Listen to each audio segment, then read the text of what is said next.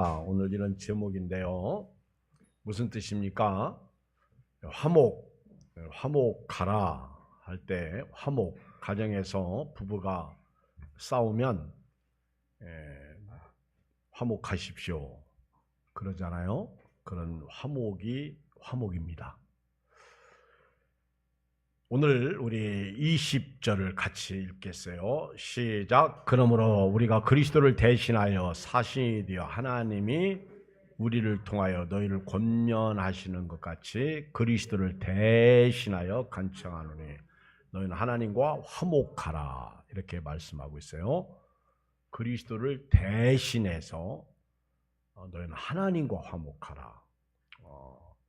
남편과 아내가 화목하라, 이런 뜻이 아니고 하나님과 화목하라, 이런 뜻입니다.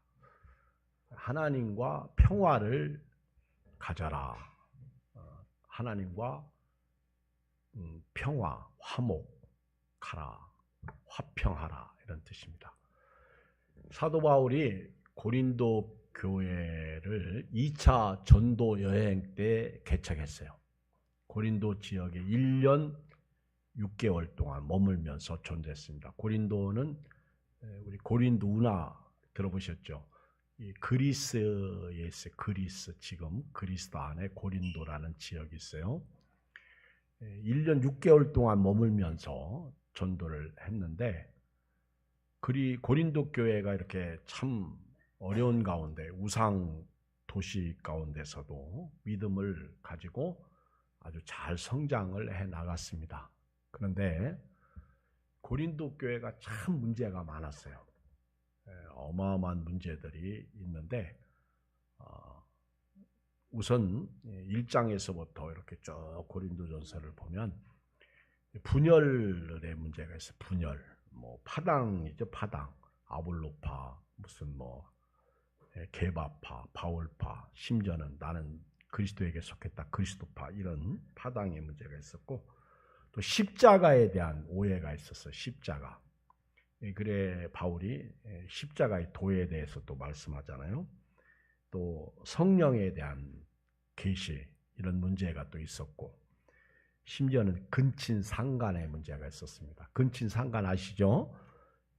부모와 자식과 자식끼리 아주 가까운 그런 음란에 대한 죄 문제가 있었고, 또 불신 법정에서의 재판, 교회 안에서 문제를 해결하지 못하고 문제를 세상 법정으로 가지고 갑니다. 이런 문제, 그 다음에 불의에 대한 도덕적 태만, 이런 죄의 문제가 있었고, 또 결혼 문제, 가정이 깨지는 그런 문제도 있었고, 공종, 우상 제물을 먹는 문제, 이런 문제도 있었고, 또 공중 예배에 대한 문제, 부활 문제, 이런 은사 문제.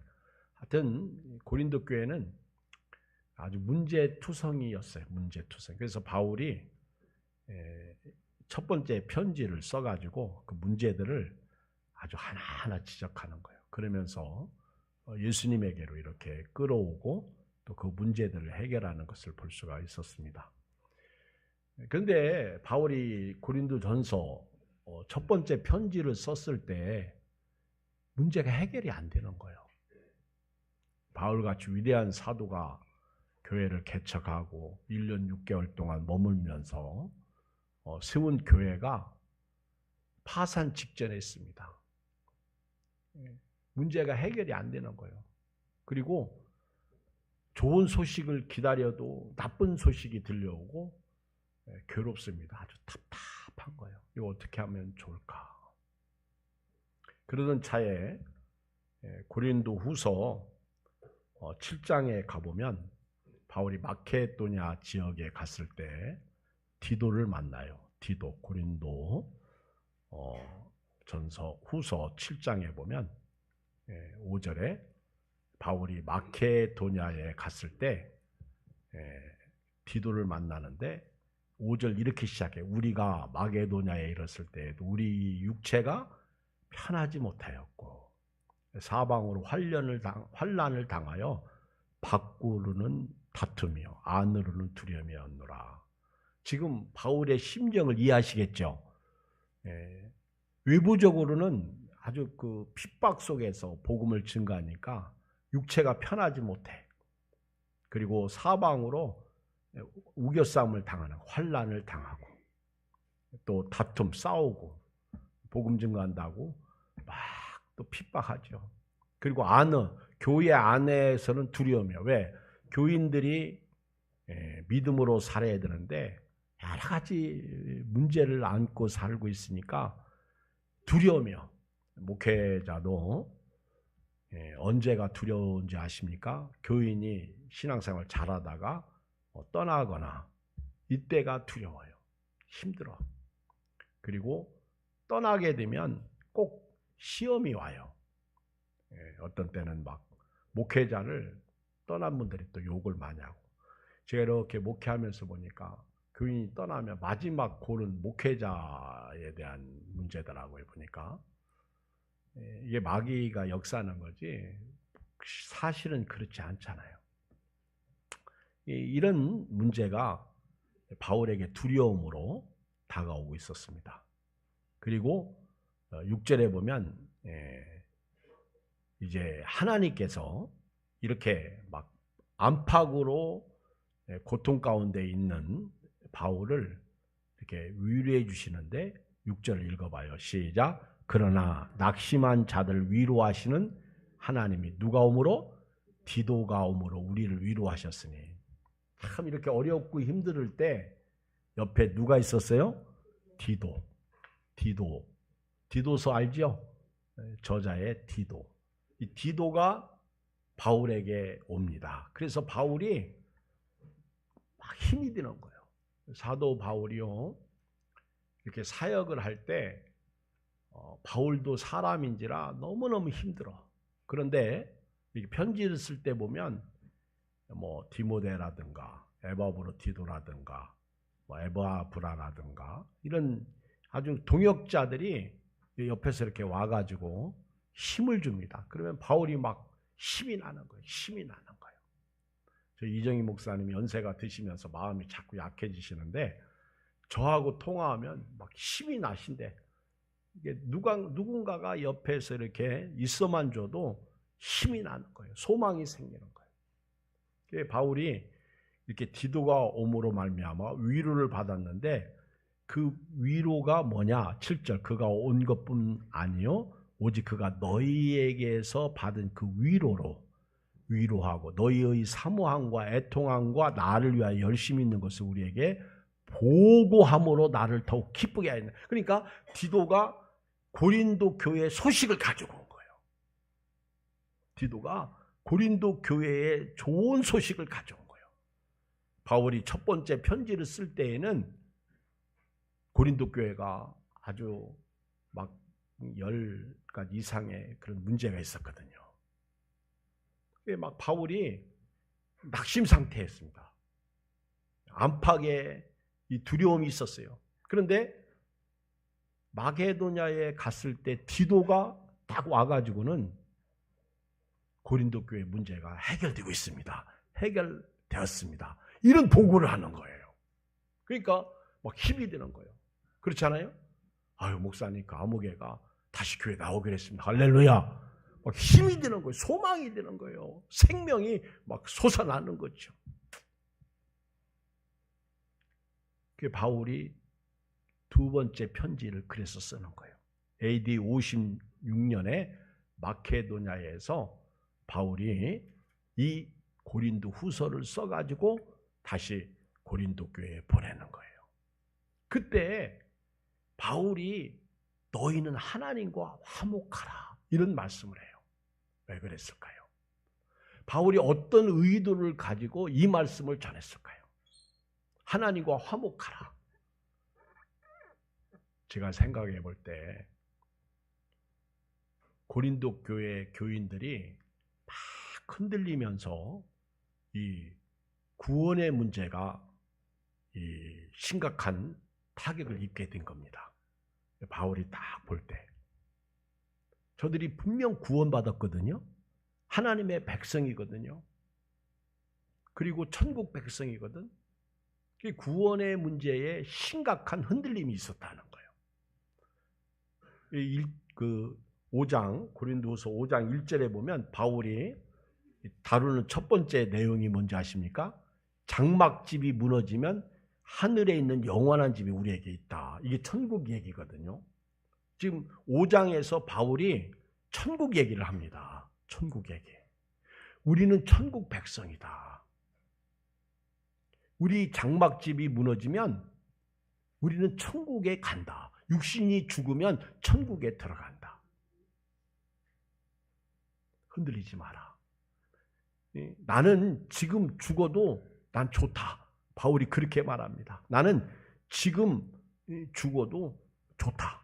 쭉 읽어보면 차라리 나는 죽어서 천국에 가고 싶다. 8절 우리가 담대히 원하는 바는 차라리 이 몸을 떠나 주와 함께 있는 것이라. 아마 오늘 우리 중에 진짜 삶이 힘들고 어려운 분들은요, 죽었으면 좋겠지.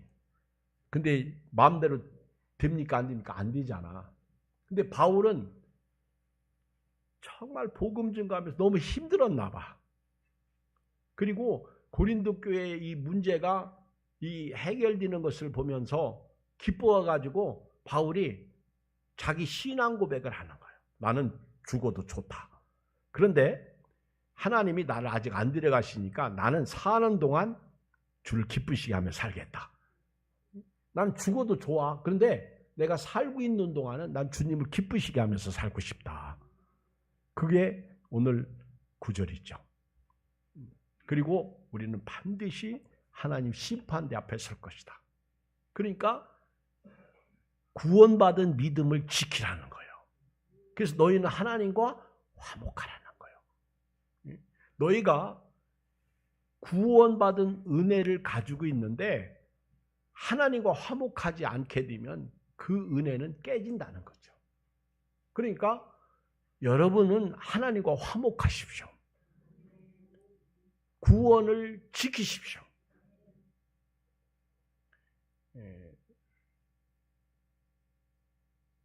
교리적으로 두 가지예요.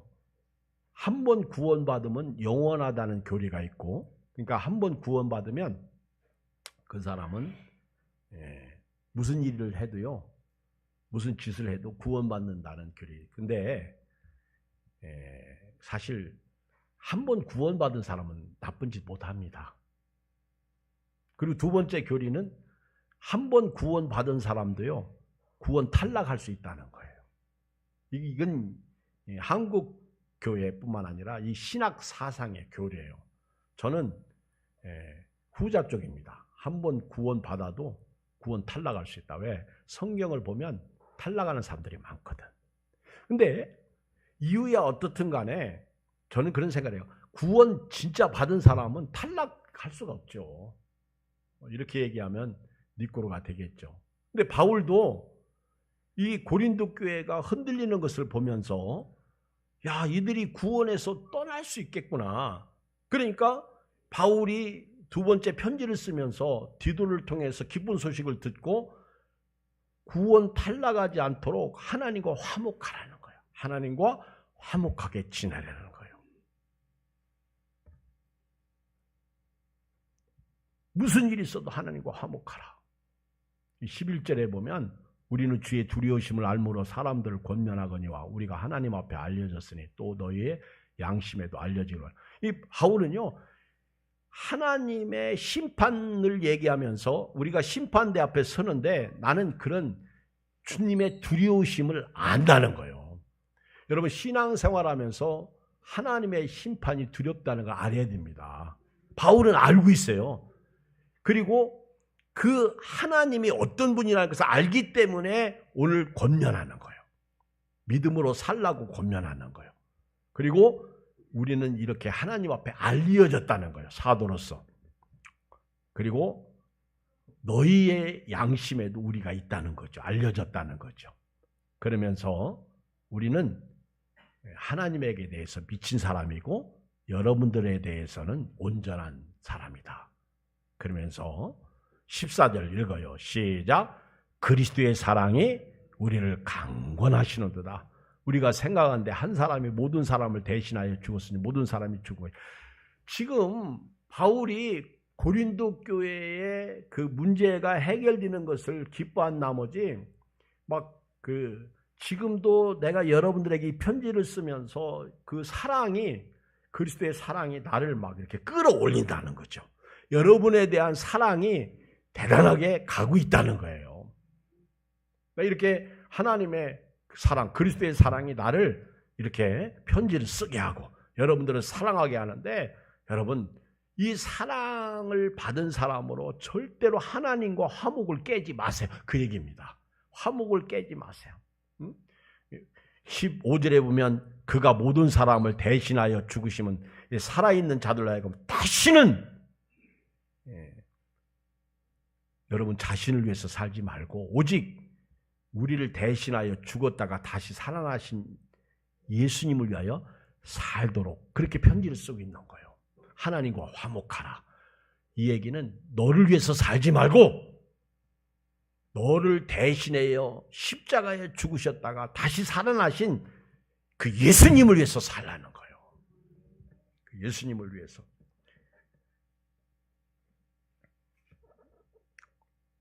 16절 읽어봐요. 시작. 그러므로 우리가 이제부터는 어떤 사람도 육신을 따라 알지 아니하노라. 비록 우리가 그리스도 육신을 따라 알았으나 이제부터는 그같이 알지 않노라. 이제는 육신이 아니라 영으로 살라는 거죠. 그런즉 누구든지 그리스도 안에 있으면 새로운 피조물이라. 이전 것은 지나갔으니 보라 새 것이 되었도다. 엄청난 유명한 말씀이죠. 예수 안에 있으면 여러분들은 새로운 피조물이라는 거예요. 옛사람은 이미 지나갔다는 거예요. 구원받은 사람. 그러니까 여러분들은 무슨 일이 있어도 교회가 힘들고 어렵고 핍박이 있고 분열이 있고 우상 제물의 문제가 있고 음행 문제가 있고 부활의 문제가 있고 은사 문제가 있고 여러 가지 어마어마한 문제가 있어도 절대로 구원은 잃지 말라는 거예요. 하나님과 화목하라. 또 하나는 하나님과 화목하라는 이 뜻 속에는 예수님을 안 믿는 사람들이 예수님을 믿도록 가는 권면이 있어요. 쉽게 말씀드리면 고린도 교인들 중에 떨어져 나간 사람이 있나 봐. 그러니까 5장 1절부터 우리 장막집이 무너지면 하나님이 지으신 집 천국이 있다고 이거를 지금 강조하면서 절대로 구원받지 못하는 일은 있어서는 안 된다는 거예요. 그러니까 하나님과 화목하라. 이 말은 예수 그리스도를 믿어 구원받으라. 이런 메시지가 이 속에 있다는 것을 저는 생각합니다. 여러분 구원은 잃으면 안 됩니다. 오늘 하나님과 화목하라. 구원에서 흔들리지 말라. 또 여러분들은 예수 그리스도를 구주와 주님으로 믿고 구원받으라. 골로새서 1장 20절에 보면 그의 십자가의 피로 화평을 이루사 만물 곧 땅에 있는 것들이나 하늘에 있는 것들이 그로 말미암아 자기와 화목하게 되기를 기뻐하시느니라. 예수님은요 우리를 화목시키기 위해서 이 땅에 오셨어요. 하나님이 우리에게 먼저 손을 내미신 거야. 예수님을 보내주신 거야. 그리고 예수님을 믿으면 하나님과 화목. 그래서 예수님은 화목 제물이 되신 거죠. 로마서 5장 10절 읽어볼까요? 로마서 5장 10절 시작. 곧 우리가 원수 되었을 때 그의 아들이 죽으심으로 말미암아 하나님과 누구 때문에 하나님과 화목되는 거예요? 그러니까 예수님을 믿을 때 하나님과 화목되는 거예요. 더 그의 살아나심으로 말미암아 구원을 받을 것이요. 요한일서 2장 1절 한번 읽어볼까요? 요한일서 2장 1절 시작. 나의 자녀들아 내가 너에게 이것을 너에게 쓰면 너희로 죄를 범하지 않게 하려 함이라. 만일 누가 죄를 범하여도 아버지 앞에서 우리에게 대언자가 있으니 곧 의로우신 예수 그리스도시라. 그는 우리 죄를 위한 화목제물이니 우리만 위할 뿐 아니라 온 세상의 죄를 위하심이라. 하나님과 화목하시기를 주의 이름으로 축복합니다. 하나님과 화목. 예수 믿어야 된다. 그러니까 예수 믿으면 화목이야. 어제 이제 살롬데이 준비를 하면서 현수막을 이렇게 몇 개 만들어서 붙였어요. 근데 우리 앞에 이렇게 내려오다 보면 교회 현관 딱 문 열면 앞에 뭐라고 써 있죠? 본 사람 손 들어봐. 다 안 보고 오셨구나. 참 관심도 없으셔. 거기 뭐라고 써 있어요? 진짜 안 보셨어? 그럼 옛날 건 뭐라고 써 있어? 여기 교회 딱 내려올 때 뭐라고 써 있어요? 회복. 회복하라가 아니야? 회복. 근데 이번에는 뭐라고 써 있죠? 하나님과 화목하라. 그런데 그 시안이 제가 이렇게 볼 때 마무리 시안을 보면서 야 괜찮더라고요. 화면이 좋았어요. 그런데 딱 달아보니까 너무 시커먼데 바탕 화면에 하나님과 화목하라 이렇게 딱 써 있는 거예요. 아, 너무 어둡다. 그런데 순간 그런 생각이 들어가는 거예요. 죄인은 어두워. 하나님과 화목할 때 빛이 바라는 거예요. 하나님과 화목할 때 구원의 빛이 임하는 거죠. 또 하나, 이 하나님과 화목하라 이 말은 관계 회복을 말합니다. 관계 회복. 지금 고린도 교회는 브로큰 릴레이션이야. 깨어진 관계. 근데 이 깨어진 관계의 고린도 교인들이 하나님과 화목해야 할 이유를 바울이 말하는 거예요. 여러분, 관계가 깨어지면 화목해야 돼요. 그렇지 않습니까? 그래서 깨어진 관계. 그 중에 구원이 깨어지면 끝나잖아. 그러니까 하나님과 화목하라. 그러면서 오늘 15절 끝부분에 보면 그들을 대신하여 죽었다가 다시 살아나신 이를 위하여 살게 하려 하십니다. 그래서 여러분들이 하나님과 화목된 사람으로 살려면 관계가 회복되어져야 하는데 그 관계는 예수님을 위해서 사는 거예요. 우리 한번 읽어볼까요? 로마서 14장 7절. 로마서 14장 7절을 우리 같이 읽겠어요. 시작.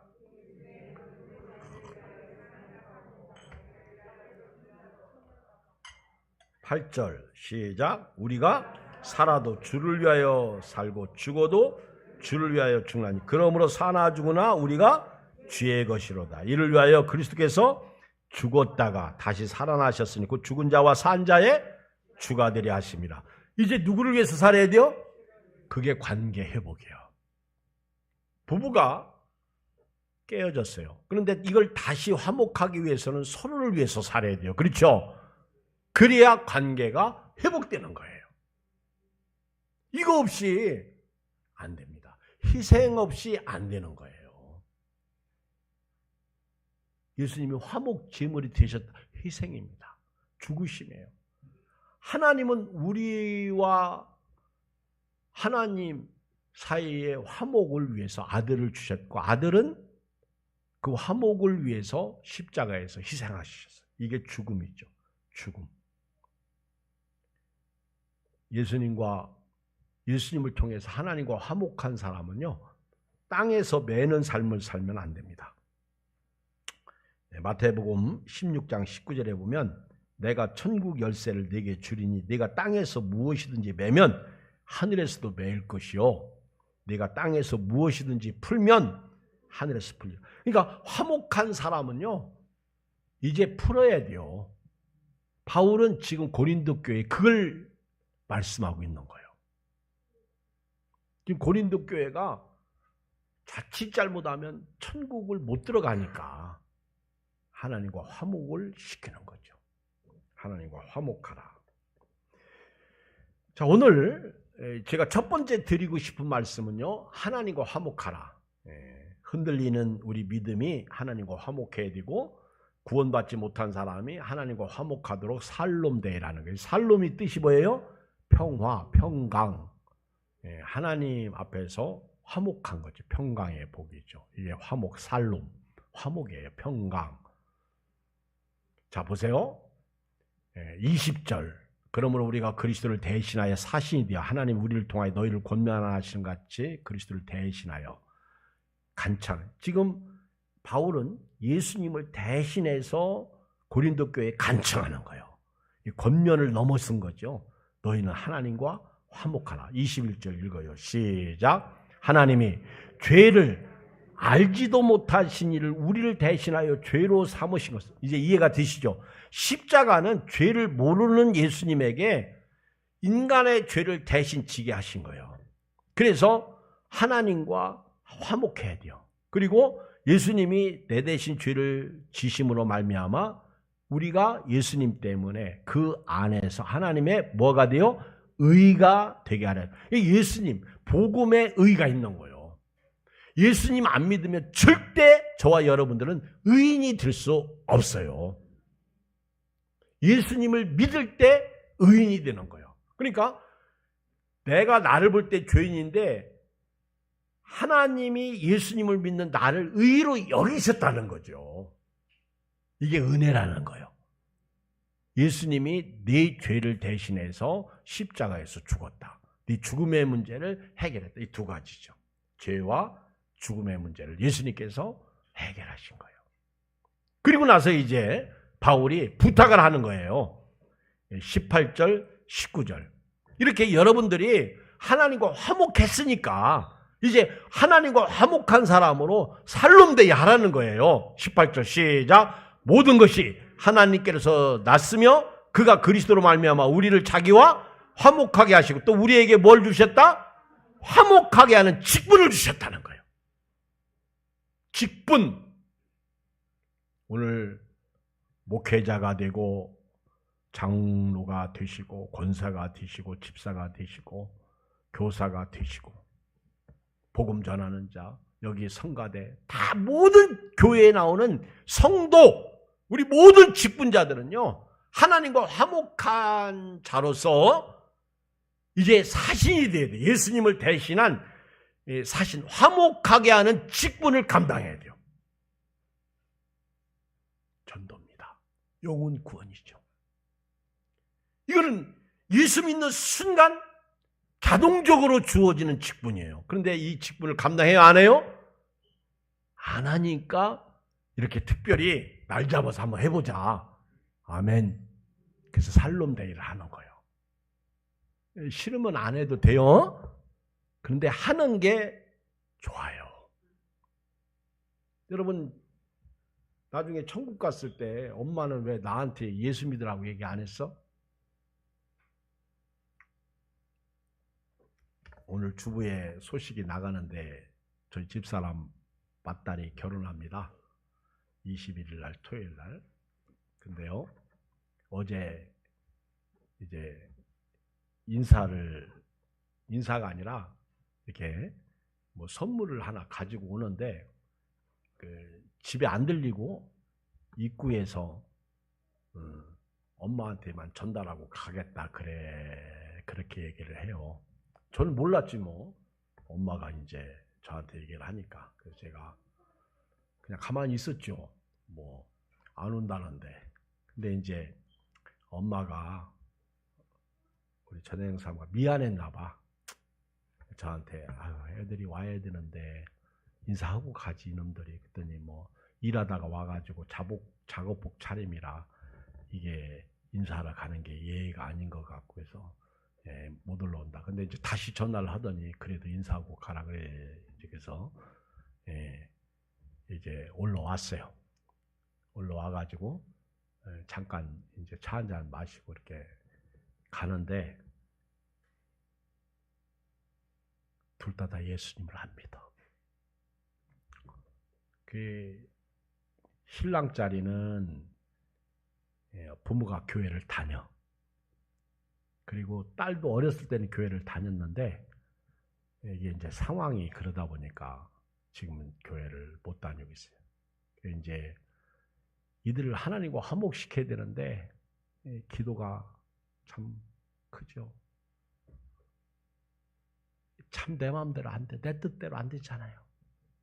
이제 끝나고 가겠다고 인사하는데 잠깐 앉으라고 제가 그랬어요. 그리고 제가 축복 기도를 해주는데 기도가 길죠. 전도까지 들어가니까. 말하면 또 싫어하니까.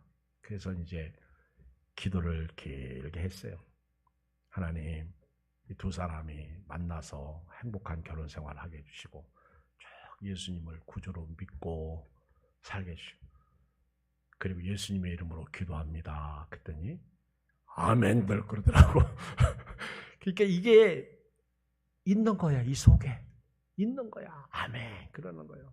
그러니까 엄마가 가고 난 다음에 아멘 소리는 잘하네.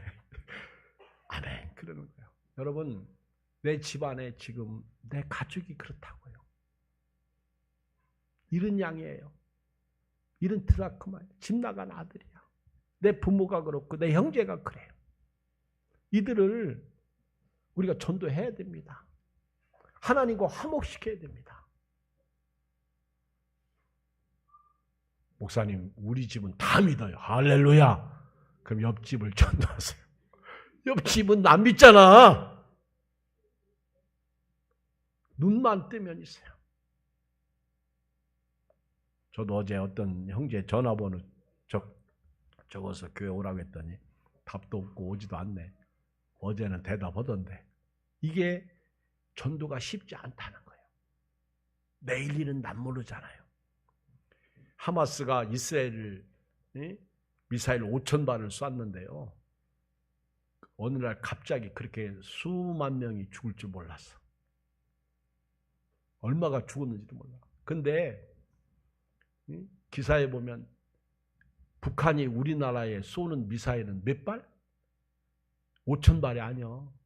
18,000발인가 15,000발인가 기사를 보니까 어마하게 쏘아댄다. 한 번 쏘면 어떻게 당할 거냐. 하나님과 화목시키는 일을 우리가 해야 됩니다. 믿음으로 살다가 하나님 앞에 가야 돼요. 지금 세상이 어수선합니다. 이란은 지금 경고하자는 이스라엘에게 하마스 건드리지 마라. 더 이상 건드리면 우리가 가만히 있지 않겠다. 만약에 이란이 개입하면요. 이거는 예수님이 진짜 가까이 왔다는 거 알아야 돼요. 하마스하고 이스라엘 전쟁으로 딱 스탑되면 조금 더 시간이 여유가 있어요. 그러나 만약에 레바논의 헤즈볼라가 쳐들어오고요. 시리아가 치고 특히 이란의 지원을 받는 헤즈볼라가 더 무섭다고 그러잖아요. 더 강력하다고 그러잖아요. 만약에 이란이 딱 하면 그 중동이 다 뭉쳐가지고 이스라엘을 공격하기 시작합니다. 그러면 누군가가 화해자가 나오기 시작할 거예요. 화목시키려고 나오는 사람, 그 사람이 적그리스도일 될 수 있다는 거죠. 지금 우리는 심각한 국면을 맞이합니다. 예수 안 믿는 사람은요. 그들 전쟁을 보고 어떤 사람은 하마스 편, 어떤 사람은 이스라엘 편. 우리나라도 마찬가지야. 이슬람이 얼마나 무서운 줄 아세요? 코란의 알라는 하나님이 아닙니다. 여러분. 그들은 전쟁을 통해서 죽이고 차지하는 사람들이에요. 우리나라 지금 이슬람 애들 들어왔는데 조심해야 됩니다. 그 남자들은요 이미 결혼을 했어요. 걔들은 몇 살만 되면 결혼합니다. 그게 코로나 나오죠. 결혼할 수 있어. 저 아주 젊은 나이야. 그러니까 한국에 온 이슬람 아이들은 결혼한 사람들이 많아요. 근데 한국에서 안 낳은 것처럼 하고 한국 여자하고 결혼하고 데리고 가면요 밑제 부인이 되는 거예요. 근데 이슬람 이쪽 아이들 중동 아이들 봐요. 눈도 그렇고 코도 그렇고 아주 이목구비가 탁 해가지고 멋있게 생겼잖아. 빠지면 안 되는 거예요. 큰일 납니다. 큰일 나. 왜 이스라엘이 이렇게 힘들고 점령당하는 줄 아세요? 성경에 나오잖아요. 북왕국 이스라엘은 아수르한테 망하고 남왕국 유다는 바벨론. 이게 지금은 다 이스라엘. 이란은 옛날 그 페르시아 아닙니까? 파사 성경에 나오는. 지금 가사 지역은요. 이 성경에 나오는 가드예요. 블레셋 팔레스타인 가드입니다. 우리 정신 바짝 차려야 된다고요. 그리고 지금 이스라엘이 왜 그렇게 의도 터지고 그런지 아세요? 하나님의 백성 아니요. 이스라엘 백성 지금 80-90% 그들은 유대인이지만은 그들은 하나님 모릅니다. 쾌여 축제 최고로 아주 가장 퍼레이드 아주 최상으로 한 나라가 이스라엘이에요. 완전 타락이에요. 영국 영국은 이미 이슬람화 됐습니다. 지금 태어난 아이들 이름 들어보세요. 교회 문 닫은 지가 오래됐어요. 지금도 닫히고 이제 이 교회 그 몇백 년 된 교회들이 문 닫게 생겼으니까 아프리카 목회자들이 와가지고 그 교회당을 자기들이 임대해가지고 거기서 사역하고 있단 말입니다. 지금 세계 정세가요. 크게 영적으로 보면 이슬람하고 이 하나님하고의 싸움이요. 거기에 기독교가 딱 있죠. 미국이 뒤에서 있는데 미국도 지금 눈치 보고 있잖아요. 이런 때 이스라엘하고 하마스가 누군가가 화목시키려고 그래. 이제 5차 중동 전쟁이라고 그러잖아요. 이 화목시키려고 딱 할 때 그때 화목시키려고 하는 사람은 여러분들이 예의 주셔야 돼요. 이 사람이 예수님처럼 나타나거든. 전 3년 반을요. 그렇게 나타나가지고 아주 그러다가 후 3년 만에 완전히 적그리스도로 변한단 말이에요. 이런 세상에 우리가 살고 있어. 올해 유독 우리 함동 장로님도 기도했지만은 올해 유독 예수님의 재림을 우리가 느끼잖아. 지금이요 교회가 예수님 재림 얘기 안 해도 세상 기상학자들, 수학자들, 과학자들, 지질학자들 이런 사람들이 종말을 얘기하잖아요. 몇 년 안 남았다고. 얼마 전에 일본에 쓰나미가 발생했는데 어디서 뭐가 폭발했는지 모르잖아요. 알면 준비나 하지. 넋놓고 있다가 그렇게 이스라엘이 정부방 세계 1위인데 재래식 완전 그게 뭐예요? 재래식 아날로그가 디지털 시대를 점령하잖아요. 무서워요. 그런데 누가 그러더라고. 하마스가 미사일 쏠 때 그게 아날로그잖아. 그치? 근데 그게 쐈는데 보도가 안 돼서 그렇지 그 미사일이 날아가다가 자국한테 떨어져가지고 그것 때문에 죽은 사람도 엄청 많대. 그래도 쏴야 되는 거예요. 이런 때 바울이 얼마나 다급했으면 너희는 하나님과 화목하라. 우리는 육신의 장막집이 무너지면 하나님이 지은 집이 있지 않냐. 그거를 막 강조하잖아. 그래서 바울 서신을 읽어보면 바울이 참 똑똑해서 그런지 바울이 쓴 편지는 어려워요. 근데 깊이 들어가 보면 은혜가 되어 달아 맛있어. 그게 바울이 하나님과 화목시키잖아. 구원 잃지 말라는 거예요. 저는 오늘 말씀을 결론 내리는데요. 우리 마태복음 5장을 다 펴보시기 바랍니다. 마태복음 5장.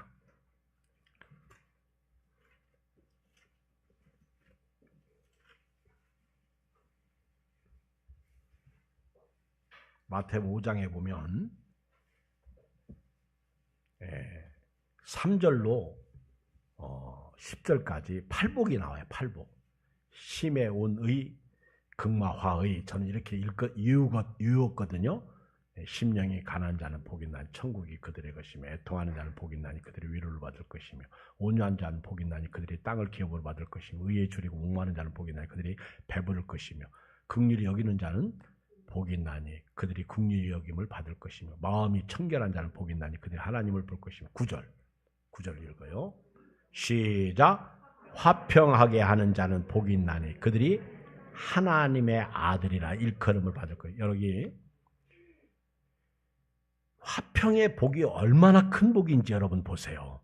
화평, 화목의 복이 얼마나 피스메이커예요. 피스메이커. 영어 성경을 보니까 메이크 피스더라고 이렇게 나오더라고요. 제가 있는 사무실에 있는 영어 성경을 봤을 때 피스메이커, 화평을 메이크 피스 이렇게 써 있더라고. 근데 이게 피스메이커예요. 화평케, 화평하게 피스메이커예요. 이거는 화평을 만드는 사람, 화평하는 사람. 근데 여기서 화평이 먼저 하나님과 화평이고 그 다음은 이웃과 화평시키는 거예요. 이렇게 하는 사람은 복이 있는데 그들이 하나님의 아들.